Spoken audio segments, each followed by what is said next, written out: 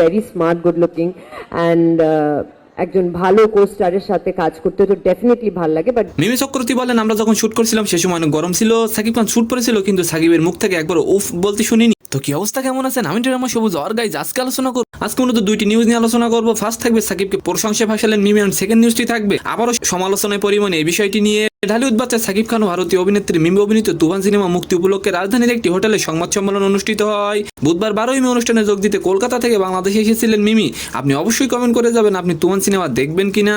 অনুষ্ঠানে উপস্থিত ছিলেন সাকিব খান সহ অভিনয় শিল্পীরা। এই সময় সাকিবকে প্রশংসা করে মিমি জানান, আমরা যখন শুট করছিলাম তখন প্রচুর গরম ছিল, সাকিব শুট করেছিল কিন্তু কাজের মধ্যে একবারও উফ বলেনি। মিমি জানান, এমন কোস্টারের সাথে কাজ করতে ভালোই লাগে। আর এবার আলোচনা করব ঢাকাই সিনেমার নায়িকা পরিমণি, তিনি কিভাবে সময় কাটান তা অনুরাগীদের মধ্যে ভাগ করে নিতে পছন্দ করেন।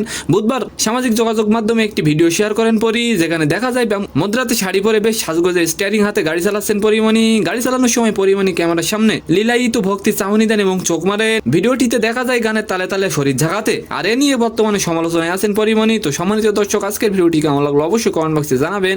আর ভিডিওটি যদি ভালো লাগে অবশ্যই একটি লাইক দিয়ে আমাদের চ্যানেলটিকে সাবস্ক্রাইব করে দিবেন। ধন্যবাদ।